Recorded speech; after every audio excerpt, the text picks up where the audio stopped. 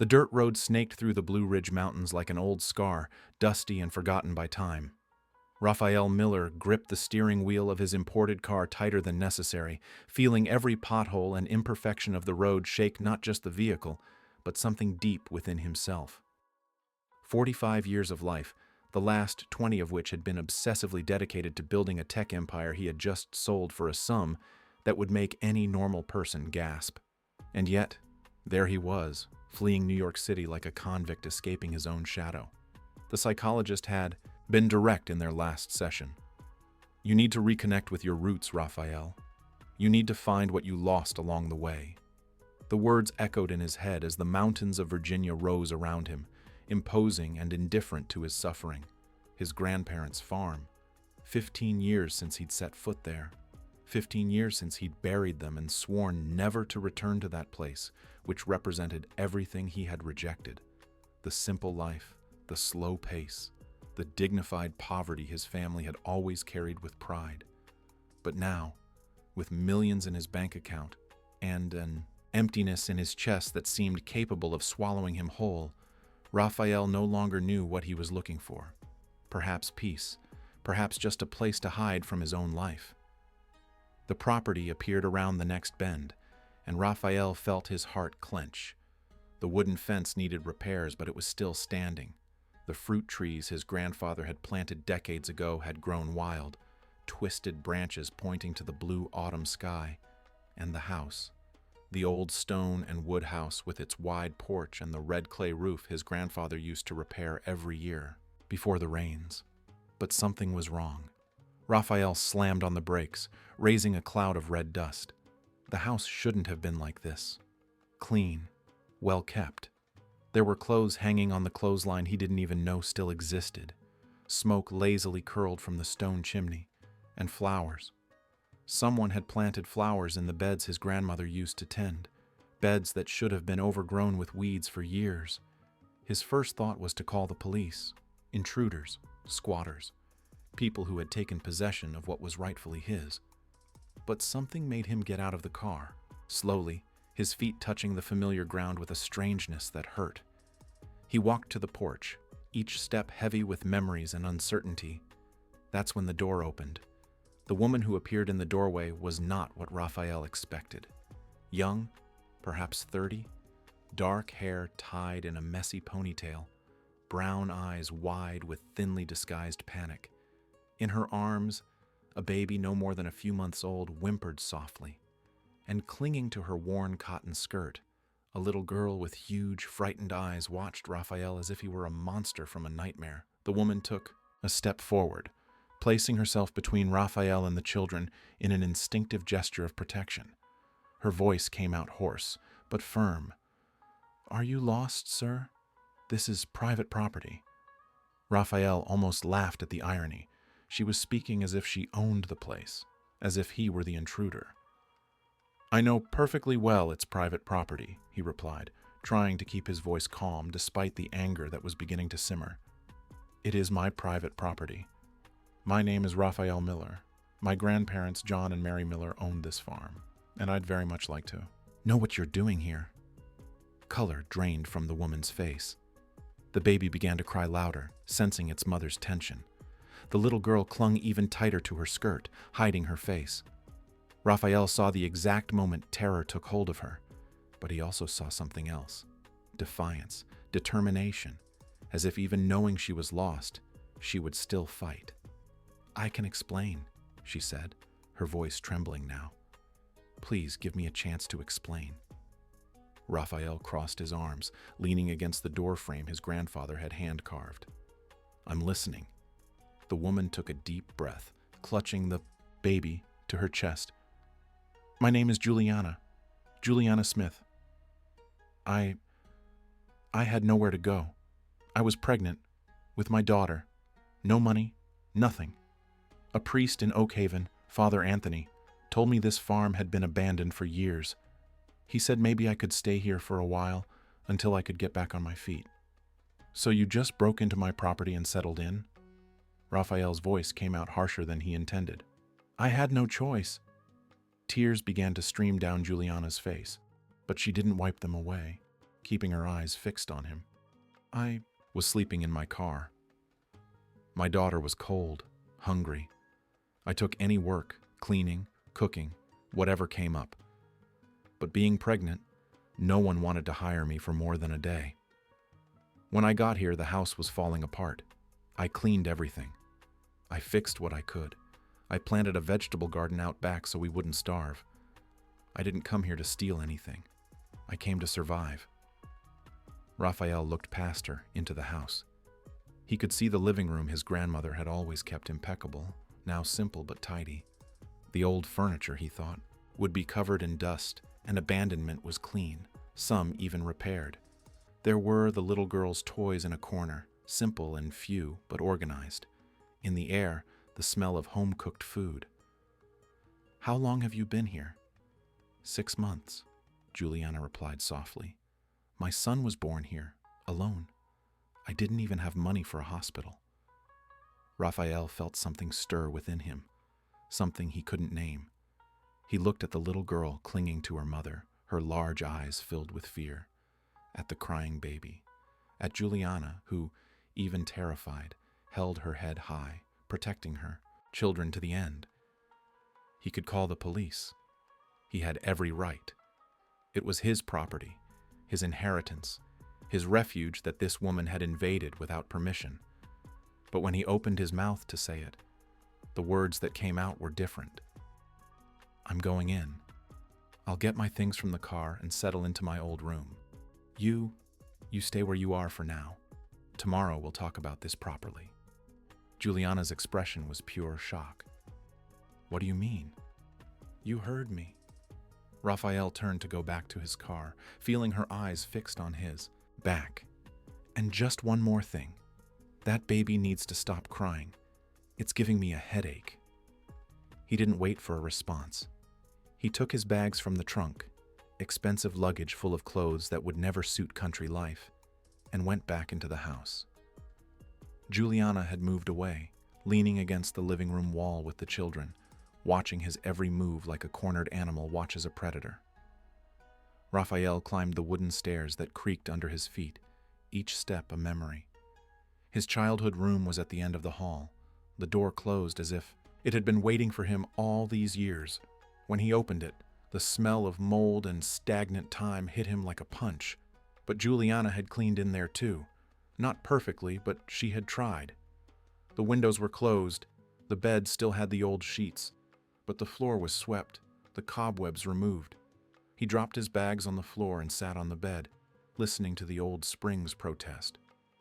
Downstairs, he could hear Juliana soothing the baby, her soft voice singing a lullaby his own grandmother used to sing. The little girl asked something, in a low voice, and Juliana replied patiently, explaining that everything was fine, that she didn't need to be afraid.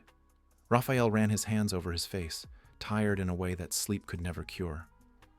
What was he doing? Why hadn't he kicked her out immediately? Perhaps because in her eyes he recognized something familiar. The desperation of someone fighting to survive. The determination of someone who has nothing to lose. He knew that look well. He had seen it in the mirror every day for years when he built his company from scratch, working 18 hours a day, sacrificing everything. The difference was that he fought for money and success. She fought for her children. And somehow, that made all the difference. Night fell over the Blue Ridge Mountains with the weight of 1,000 silences. Raphael remained in his room until hunger finally overcame him, forcing him to descend the creaking stairs in search of something to eat. The house was strangely quiet. Through the kitchen window, he could see Juliana out back, near the garden she had mentioned, putting the baby to sleep in a makeshift cradle made of wooden crates. The little girl played nearby, conversing softly with a worn rag doll. The kitchen, which his grandmother had kept as a sanctuary of cast-iron pots and homemade spices, was transformed, but recognizable. Juliana had kept everything organized, clean. In the old refrigerator that miraculously still worked, Raphael found little: eggs, some vegetables from the garden, a piece of cheese. On the wood-burning stove, A pot of still warm beans gave off a smell that transported him decades back in time. He was serving himself when he heard light footsteps at the door. Juliana stopped at the kitchen entrance, hesitant, her hands clasped in front of her, body in a defensive posture. "The children are sleeping," she said softly. I left food ready. You can help yourself." Raphael looked at her, really looked for the first time. The tired face, the deep dark circles under her eyes, the rough hands of someone who worked hard, but also the dignity in her posture, the stubborn glint in her eyes that refused to show complete weakness. "Sit down," he said, surprising himself. "We need to talk." Juliana hesitated, but eventually pulled up a chair, maintaining a safe distance. Raphael served 2 plates of beans with rice he found, stored away, and put eggs on to fry. They ate in silence for a few minutes, the kind of heavy, uncomfortable silence that precedes difficult conversations. "Tell me the whole story," Raphael finally said. "From the beginning. I need to understand how you got here." Juliana put her fork aside, her eyes fixed on her plate. "I was born in Richmond, simple family. When I was 20, I met a man. I thought it was love. I got married pregnant with Laura, my oldest daughter. At first it seemed good, but then he started drinking. And when he drank, he became violent." Raphael saw her muscles tense at the memory. "I endured it for 5 years. 5 years of being hit, hearing insults, living in fear. But when he raised his hand to Laura, when I saw my 4-year-old daughter cowering in a corner, afraid of her own father, I knew I had to leave. No matter how." "Did you report him? To whom?" Juliana gave a bitter laugh. "The police who said they don't get involved in domestic disputes? His family who always thought I was exaggerating? My own mother who died when I was 18 and my father, who disappeared even before I was born. I was alone." "And the second child?" Raphael asked, though he already knew he wouldn't like the answer. Juliana closed her eyes, taking a deep breath before continuing. "One night he came home drunker than usual. I had saved up a little money secretly. I was planning to run away. He found out. He was furious. He locked me in the room. It was the worst night of my life. When I managed to get out, I found out I was pregnant again." Raphael felt anger burn in his chest, but kept his voice calm. "And you ran away." "I took Laura, what little I could carry, and left in the middle of the night. He was passed out from so much drinking. I didn't look back. I spent 3 months sleeping in my car, taking one-day jobs, half-day jobs, anything. But being pregnant, no one wanted to hire me for long. The money ran out, the gas ran out, and I was desperate. That's when you met the priest? Father Anthony, a good man. He gave me food, clothes for Laura. He told me about this farm, said it had been abandoned for years, that maybe I could stay here until I had the baby, until I could get myself organized.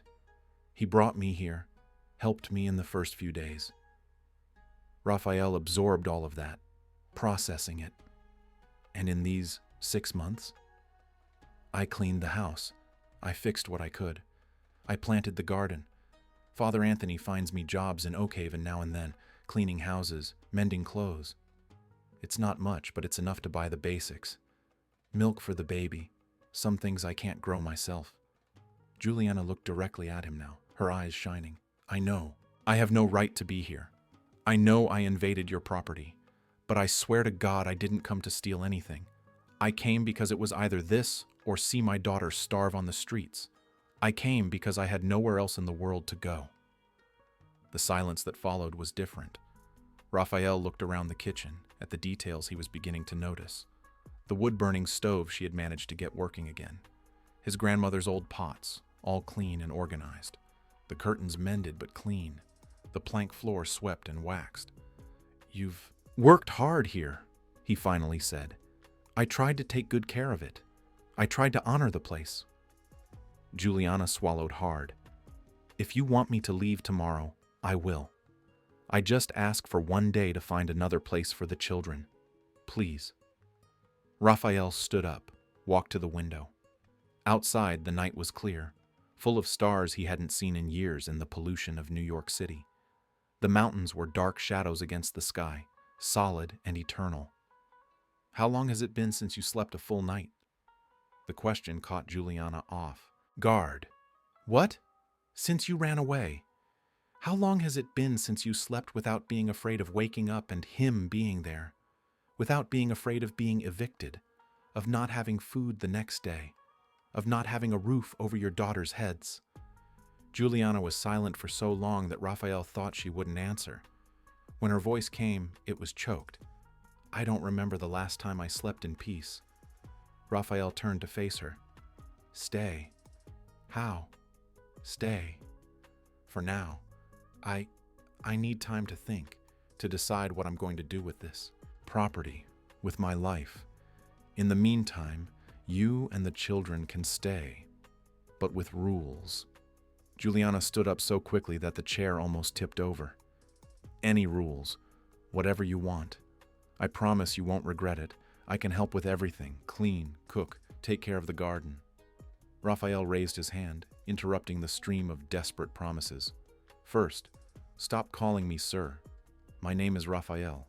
Second, everyone minds their own business. I didn't come here to be your boss or your savior.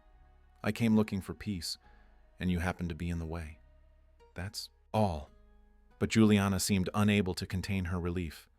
Thank you, Raphael. I swear you won't regret it. I can pay rent, not much now, but as soon as I get more work." "I don't want your money." Raphael returned to the table, suddenly exhausted. "I just want silence, and for that baby to stop crying all night." "He's teething," Juliana explained quickly.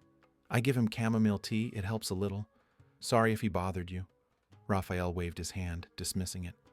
"I'm going to sleep. Tomorrow we'll see how this is going to work." He went upstairs without looking back, but he could feel her eyes following him, full of a gratitude that made him uncomfortable. In the room, he lay on the old bed and stared at the ceiling, listening to the night sounds of the farm. Crickets, the wind in the trees. In the distance, Juliana's low murmur soothing the baby who had woken up. He had come looking for peace, looking for answers to the emptiness that consumed him. He hadn't expected to find an entire family occupying his refuge. He hadn't expected to see in a stranger's eyes the same desperation he felt, albeit for such different reasons. The psychologist had told him to reconnect with his roots. Perhaps fate had a very particular sense of humor. Or perhaps, Raphael thought before finally falling asleep, perhaps there was some purpose in all of this that he couldn't yet see. In the living room below, Juliana cradled her son in her arms, silent tears rolling down her face. For the first time in months, they weren't tears of despair. They were of relief, of fragile, frightened hope, but hope nonetheless. Laura slept curled in a worn blanket on the sofa, finally peaceful. And, for the first time since she had fled, Juliana allowed herself to think that maybe, just maybe, everything could work out. The first few days were marked by a careful dance of mutual avoidance. Raphael woke early and went for long walks through the olive groves his grandfather had planted decades ago, twisted and ancient trees that still produced fruit despite the abandonment. Juliana moved through the house like a shadow, taking care of the children, the garden, the household chores, always careful not to cross his path more than necessary. But it was impossible to maintain distance forever, in a house that, despite its size, only had so many rooms. And there was a variable neither of them had considered: Laura. The 5-year-old girl didn't carry the weight of the situation like her mother. For her, Raphael's arrival was less a threat and more a fascinating curiosity. On the third day, as Raphael returned from one of his walks, he found her sitting on the porch step, her rag doll in her lap, watching him with those huge, solemn eyes. "Hi," she said simply, as if they were having a conversation that had merely been paused. Raphael stopped, unsure how to react. "Hi. Are you the owner of the house?" Her childlike frankness caught him off guard. "I am. My mommy said you're very important, that you have a lot of money. Your mom talks too much." Laura shook her head, serious. "No, she barely talks. Only when I ask." She's been very quiet since Daddy got angry. Raphael felt something tighten in his chest. He sat on the step beside her, maintaining respectful distance. And you? Are you quiet too? Sometimes. Laura hugged her doll tighter. But it's boring to be quiet all the time. I like to talk. My mommy says I ask too many questions. Asking questions isn't bad. So, can I ask you things? Raphael hesitated. Before he could think better, he replied, You can. The smile that lit up the girl's face was like the sun breaking through dark clouds. Why do you have such a pretty watch? Why are your clothes different? Why don't you eat with us? Don't you like Mommy's food? She cooks very well. And why do you walk around outside alone? Isn't it boring to be alone? The questions came in a torrent, and Raphael found himself laughing for the first time in months. One at a time, okay? Laura nodded enthusiastically, and so an improbable friendship began. The girl sought him out every day, appearing with endless questions about everything. About the trees, about the birds, about the world beyond those mountains she barely knew. And Raphael, surprisingly, found himself answering, talking, even playing. It was Laura who convinced him to have dinner with them for the first time. She appeared at his room at dusk, timidly knocking on the door. Raphael? My mommy made pasta. It's very tasty. Will you come eat with us? Please? How? Could he refuse those pleading eyes? Raphael went downstairs and found the table simply set, Juliana clearly surprised and nervous by his presence. The baby slept in a makeshift stroller in the corner of the living room. They ate in silence initially, only Laura chattering about her day, about the butterfly she had seen in the garden, about the story she had invented for her doll. Gradually, the awkwardness dissolved. Juliana began to relax, even allowing herself to smile when Laura recounted something particularly funny. Raphael found himself watching her, noticing how her entire face changed when she smiled, how years of suffering seemed to momentarily fade away. After dinner, Raphael offered to wash the dishes. Juliana protested, but he insisted, and they ended up side by side at the sink, she washing and he drying, in a domestic ritual that was completely alien to him. In all his adult life, he had never washed dishes. He had always had housekeepers, expensive restaurants, an ex-wife who took care of such things before giving up on him. You're good with Laura, Juliana said softly, her hands submerged in soapy water. She doesn't have many people to talk to. In Oakhaven, the other children avoid her. They think she's strange for living out here so far away. She's not strange. She's smart, curious. She takes after me. Juliana gave a sad smile. I also asked 1,000 questions as a child. My mother used to say I'd go bald from thinking so much. And did you? Juliana laughed, a genuine sound that surprised them both. Not yet, but the day isn't over yet. It was a small moment, insignificant perhaps, but something changed that night. A barrier had been crossed. In the following days, their coexistence became more natural. Raphael began to have breakfast with them, Laura always at the center, building bridges between the two adults with her innocence. He taught her about technology, showed her pictures of the city on his laptop, explained how things she had never seen worked. She, in turn, taught him about simple things, how to identify which flowers the bee preferred, which stone from the nearby stream was best for skipping, how to listen to the silence of the mountain. One afternoon, Raphael found Juliana struggling to fix a broken fence behind the house. She had the baby tied to her back with a cloth, her hands full of splinters, sweat running down her face despite the cool afternoon. Let me help, he said, taking the hammer from her hands before she could protest. They worked side by side as the sun set, Laura playing nearby, picking wild flowers. Juliana showed Raphael how his grandfather had taught her to build fences that lasted decades, and he was surprised by her strength, by the determination that emanated from every movement. Did you learn all this by yourself? Raphael asked, hammering a nail harder than necessary. I had to learn. Juliana wiped the sweat from her forehead. When you have no one, you either learn or you die. The brutal simplicity of the statement struck him. He looked at her, really looked. At her calloused hands, at her shoulders stooped from carrying so much weight, at her eyes that had seen too much for someone so young. And he saw strength. Not the strength he knew of business and corporate achievements, but something more fundamental. The strength of someone who refuses to give up no matter what. "You're stronger than you think," he said without thinking. Juliana stopped, looking at him with surprise. "I'm not strong.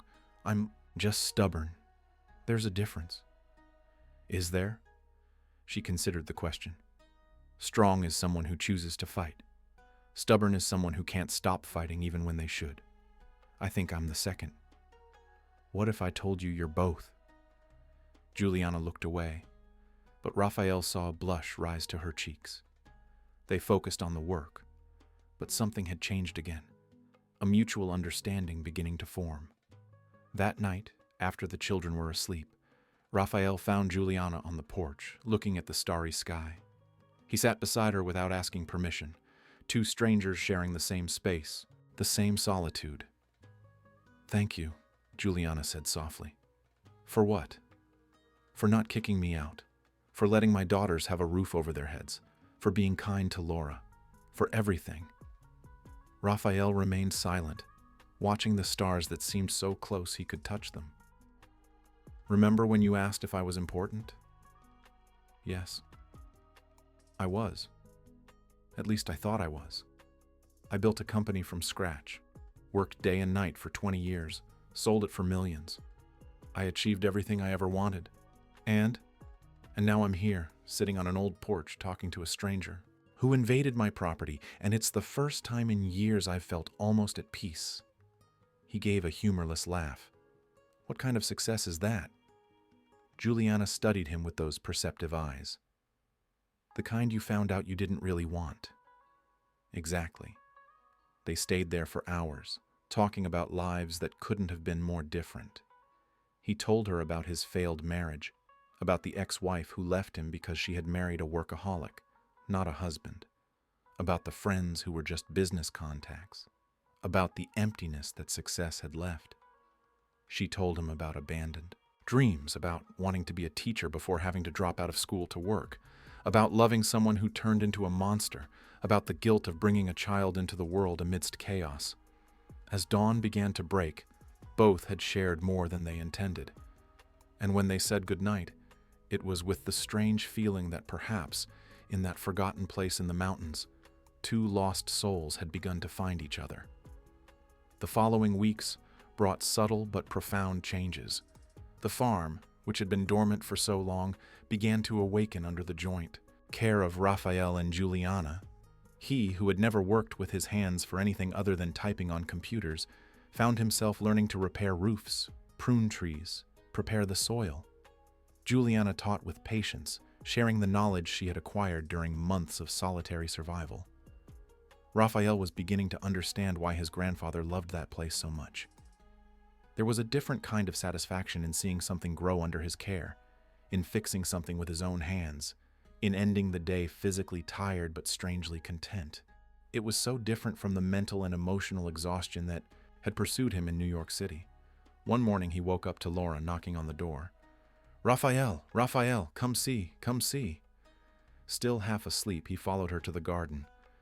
There, proud as a little general, Laura pointed to the first sprouts of a crop they had planted together 2 weeks earlier. "Look, it grew! Did you see? We planted it and it grew!" The pure joy on her face was contagious. Raphael knelt beside the girl, examining the delicate sprouts. "It really grew. You took good care of them." "We took care of it," Laura corrected. "You helped too. We're a team." A team.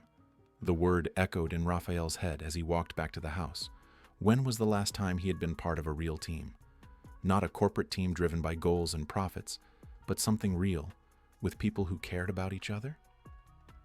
That afternoon, as Raphael tried to fix his grandfather's old tractor, Juliana appeared with a pitcher of fresh lemonade and a timid smile.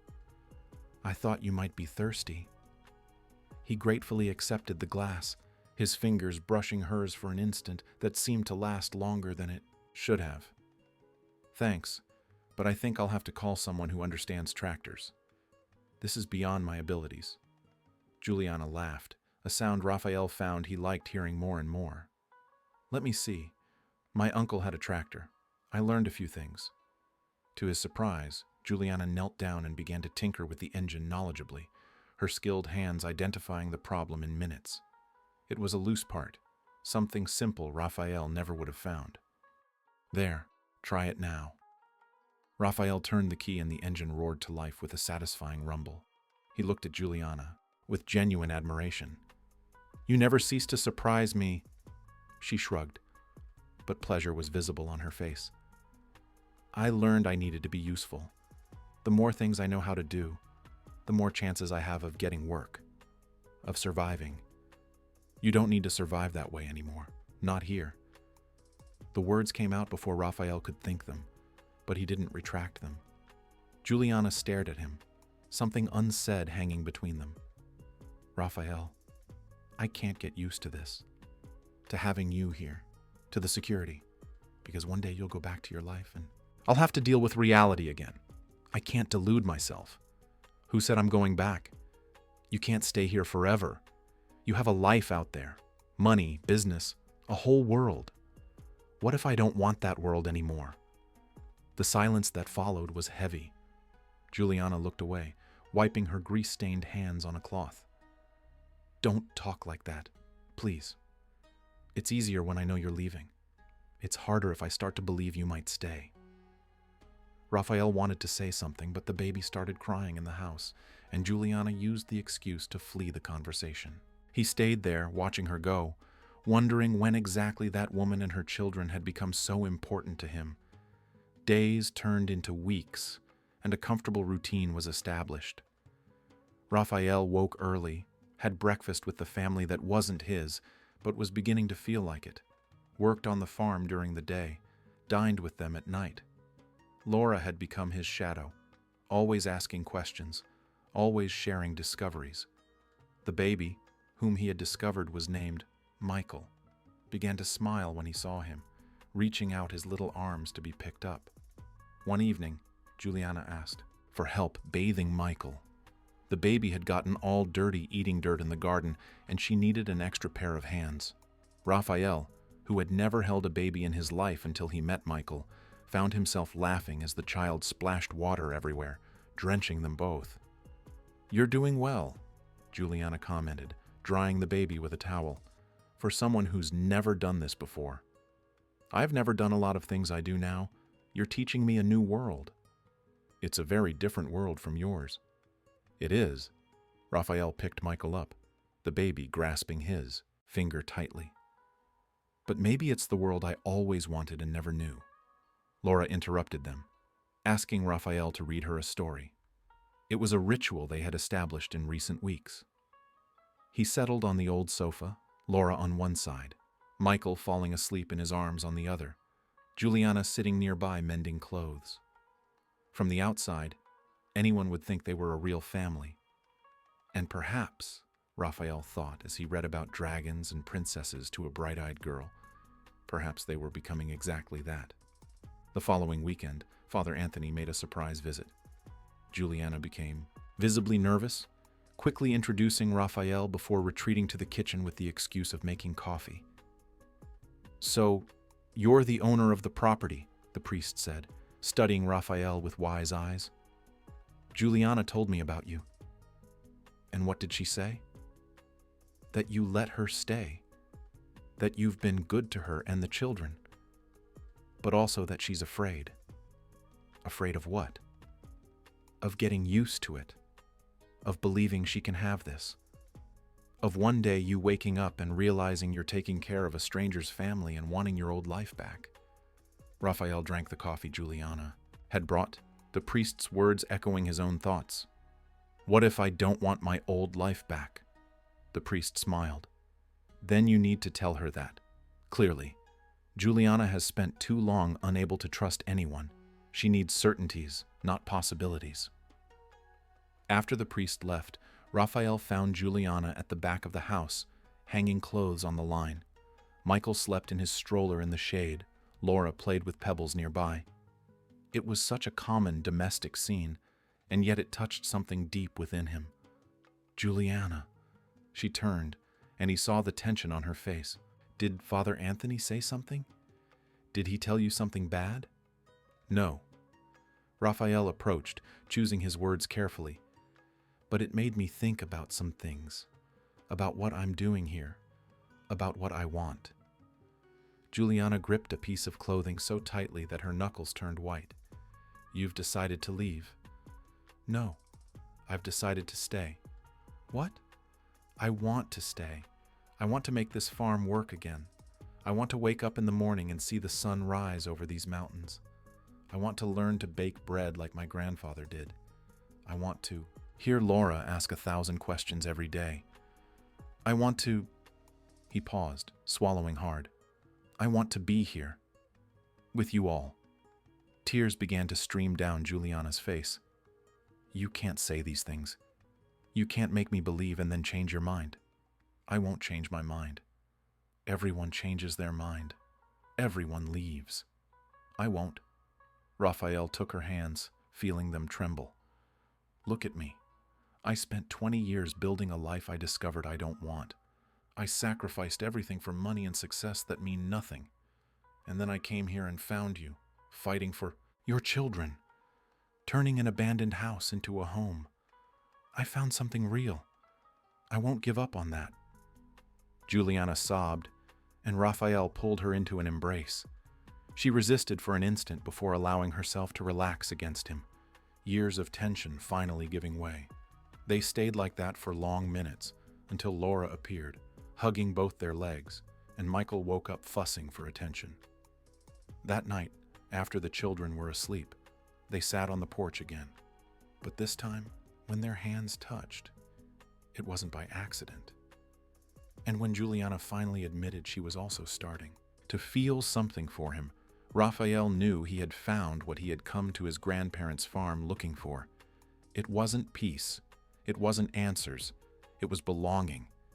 It was purpose. It was love. 2 months had passed since Raphael's arrival at the farm. The property was unrecognizable. The olive groves had been pruned and cared for, promising an abundant harvest. The garden had expanded, not only feeding them but also providing produce for sale at the Oak Haven market on Saturdays. The tractor worked, the house was completely renovated, and even the old beehives Raphael's grandfather used to keep had been reactivated, producing golden, aromatic honey. But the biggest change was invisible. It was the way they moved together, as a unit. The way Juliana smiled more easily. How Raphael had exchanged his expensive suits for simple work shirts and dirt-stained boots. How Laura now called him Rafa, and Michael reached out his little arms to him, shouting, "Papa!" a word that melted Raphael's heart every time. They were a family, not by blood or papers, but by choice. And that, Raphael had discovered, was stronger than anything else. It was on an autumn afternoon, with the sky painted orange and gold, that Raphael made a decision. He had gone to Oak Haven earlier, talked to a lawyer, prepared everything. Now, sitting in the farm office he had transformed into a functional space, he held a folder with documents that would change everything. Juliana was in the kitchen preparing dinner when he called her. She appeared at the door, drying her hands on a cloth, curious. "I need to talk to you. It's important." Something in his tone worried her. "Did something happen? Are you okay?" "I'm great. Better than I've been in years." Raphael took a deep breath. "But I need to resolve an issue that's bothering me." Juliana sat down, her hands clasped in her lap, waiting. "This farm is mine by right of inheritance, but in recent months, you're the one who took care of it, who transformed it into a home again. You and the children deserve security, deserve to know you won't be evicted, that you'll always have a place to call your own. Raphael, we've already talked about this. You said I could stay. I know, but it needs to be official, legal." He pushed the folder towards her. "That's why I had the deed of gift prepared. I'm transferring the property to your name."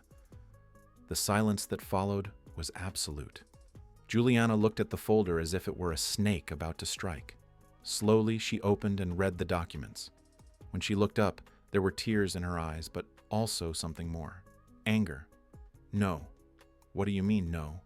I don't accept this. Juliana pushed the folder back, her hands trembling. I won't accept it. Raphael was confused. Juliana, I'm trying to give you security, to ensure that you and the children always have a home. She stood up, abruptly, the chair scraping against the floor. You don't understand? Do you really not understand? Understand what? Juliana ran her hands over her face, trying to control her emotions. I ran away from a man who treated me like property, who thought he could do whatever he wanted with me because I was financially dependent on him. I spent months fighting to prove to myself that I was worth something, that I could survive on my own, that I didn't need charity from anyone. This isn't charity, Raphael protested, standing up as well. It's love. It's wanting to take care of you. It's pity, Juliana shouted, and then covered her mouth, surprised by her own volume. Outside, Laura stopped playing, looking worriedly at the house. Juliana lowered her voice, but the intensity remained. It's you feeling sorry for the poor woman who invaded your house. It's you wanting to turn me into your charity project to feel better about yourself. You know that's not it. Do I? Tears flowed freely down her face now. You're a rich man who came here looking for purpose, and you found me, vulnerable and desperate, and decided that saving me would fill the emptiness inside you. But I don't need to be saved, Raphael. I need to know I can save myself. Raphael felt as if he had been punched. You think that's what this is? That you're just a project for me? I don't know what I am to you, Juliana sobbed. I know you're good, I know you care, but I can't accept this farm as if it were a gift, as if I hadn't done anything to deserve it, as if my only value was being the poor woman you rescued. So what do you want? Raphael was desperate now. What do I need to do for you to understand that it's not pity? That you and the children mean everything to me? Juliana stared at him, her eyes red but her voice firm. I want to have dignity. I want to know I can support myself. I want people to look at me and see someone who worked for what they have, not someone who was supported by the kindness of a rich man. I fought hard to keep my dignity, Raphael. I'm not giving it up now. The revelation hit Raphael like lightning. He had spent so much time thinking about how to help her that he never considered she didn't want to be helped in that way. That for Juliana, accepting the property would be admitting she needed to be rescued. It would be losing the only thing she had managed to keep intact through all the suffering, her sense of self-worth. I'm sorry, he finally said, his voice hoarse. You're right. I didn't understand. I thought I was doing the right thing, but I was just imposing my solution without listening to what you really need. Juliana sat down heavily, exhausted from the emotional outburst. I know. You meant well, but I can't accept it. Not like this. Raphael was silent for long minutes, thinking. Then, slowly, an idea began to form. What if it wasn't a gift? What do you mean? What if I hired you, formally, as the farm manager? You already do that job. You take care of the garden, the beehives, sell the produce at the market, keep everything running. You deserve to be paid for that. Juliana looked at him with suspicion. Raphael, you don't need to invent a job just to give me money. I'm not inventing it. Raphael brightened at the idea. I'm serious. I don't know anything about running a productive farm. You do. You learned, you adapted, you made it prosper.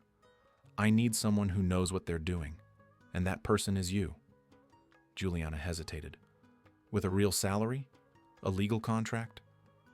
A fair market salary, a contract with all labor rights, and a share of the profits from the sale of the produce, since you're the one making everything run. And the house? You live here because you're the property manager. Housing is part of the benefits package. He studied her carefully. Does that preserve your dignity? Juliana thought for a long moment. Finally, she nodded slowly. That I can accept, that I deserve, because I worked for it. Raphael felt relief flood him. So, you accept? I accept, but with one condition. What is it? You let me do my job, without interfering just because you're feeling guilty or protective. You trust that I know what I'm doing. I trust you. Raphael extended his hand. Do we have a deal? Juliana shook his hand, a smile finally breaking through her tears. We have a deal, boss. They laughed, the tension finally dissolving. But when Raphael pulled his hand away to release it, Juliana held on. Raphael, there's one more thing. Tell me. I know you have feelings for me. I also have feelings for you. She looked at their clasped hands. But I'm scared, very scared. I spent so long in a relationship where I was worth nothing that I don't know if I can trust again. I don't know if I can open up like this. You don't need to be sure now, Raphael said softly. You don't need to promise anything. We'll go slowly, at your pace. I just want you to know that I'm here, and I'm not going anywhere. Promise? Even when it's hard, even when I panic and try to run away because that's what I've learned to do? I promise, especially when it's hard. Juliana nodded, and then, in a move that surprised them both, she leaned in and kissed his cheek. Thank you for understanding, for respecting what I need.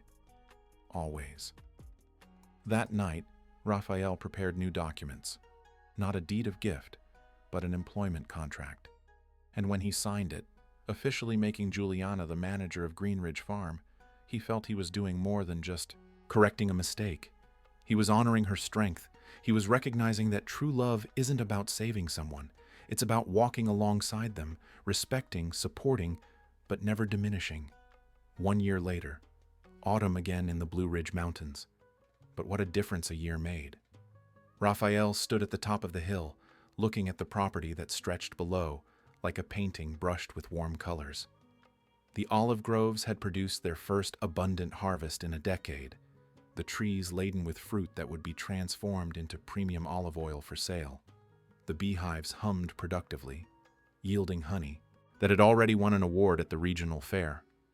The expanded garden not only fed the family, but also supplied organic produce to 3 restaurants in Oakhaven and to the weekly market that Juliana managed with an iron fist and a welcoming smile. The house had been completely renovated. The new roof gleamed under the sun.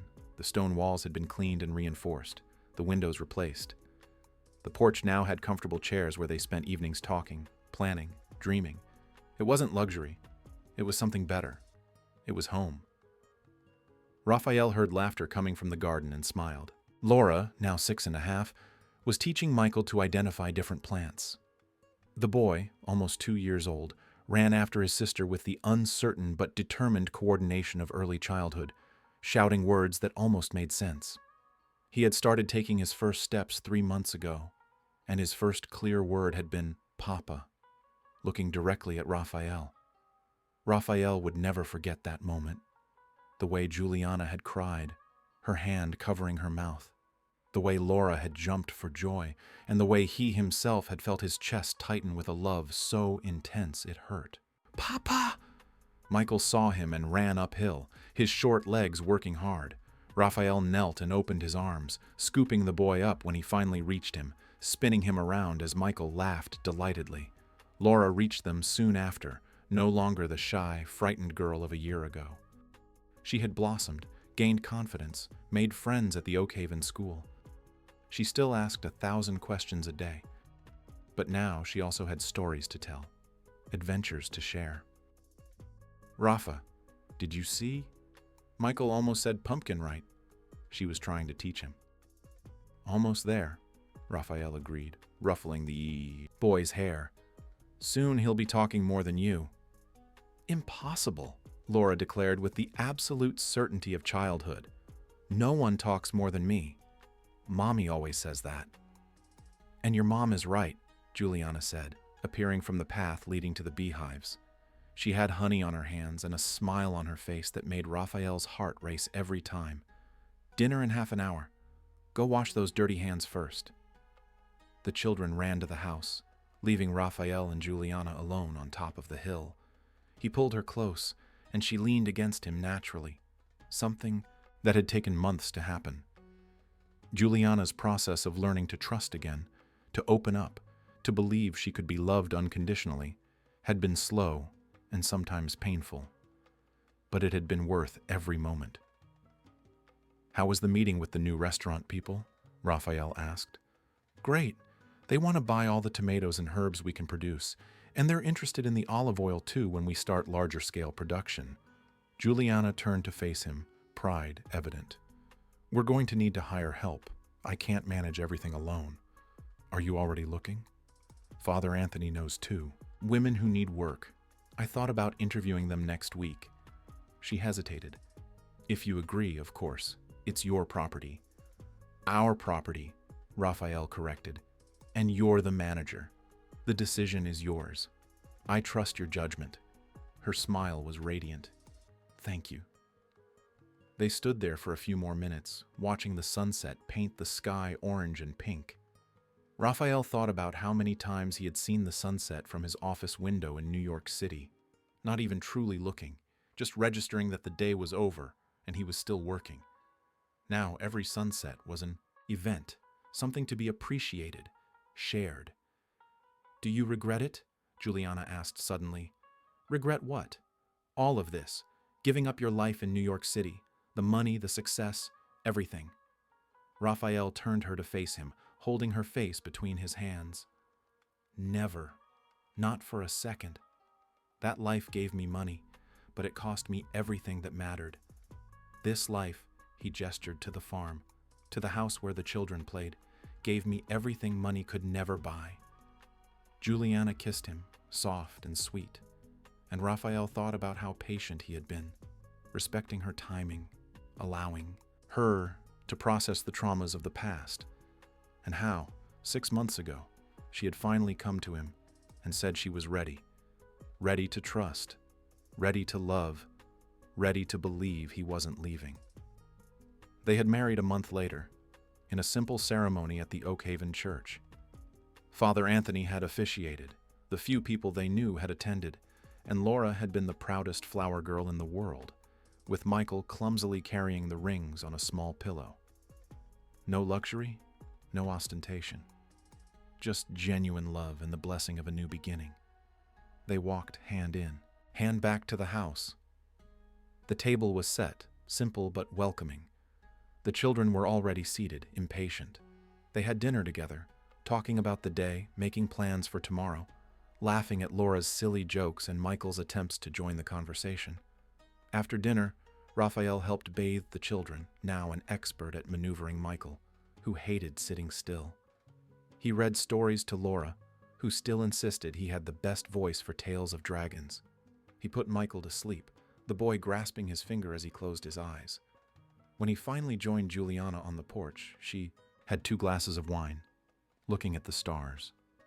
He sat beside her, and she leaned against him, her head on his shoulder. "You know what's funny?" Raphael said after a long, comfortable silence. "What?" "I spent 20 years building an empire. I worked myself to exhaustion. I sacrificed marriage, friendships, health, all to have success, to be rich, to prove I was worth something. And then I discovered I was completely empty, that I had everything I thought I wanted and it was nothing." He looked at the house where the children slept safely. "I had to come, back to the place I swore I'd never see again. I had to lose everything I thought was important to find what truly matters." Juliana raised her head to look at him. "And what matters?" "This." Raphael pulled her closer. "You, the children. This simple life that leaves me tired but content. Waking up in the morning and knowing I'll work the land, seeing Laura learn, seeing Michael grow, having dinner with my family, sitting here with you looking at the stars." He smiled. "True wealth wasn't in the millions in the bank account. It was in having you fall from the sky, invading my property, turning my life upside down." Juliana laughed through her tears. "I didn't fall from the sky. I was desperate and out of options. You saved my life as much as I saved yours, perhaps more. You taught me what's truly important.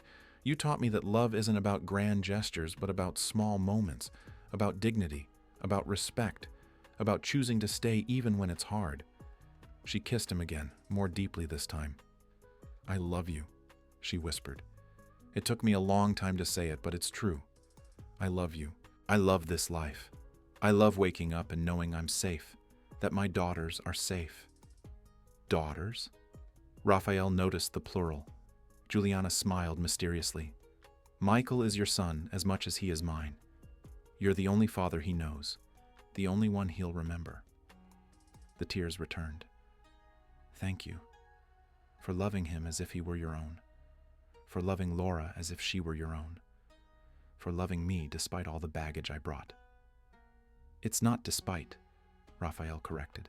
It's because. Everything you went through made you who you are, and I love who you are.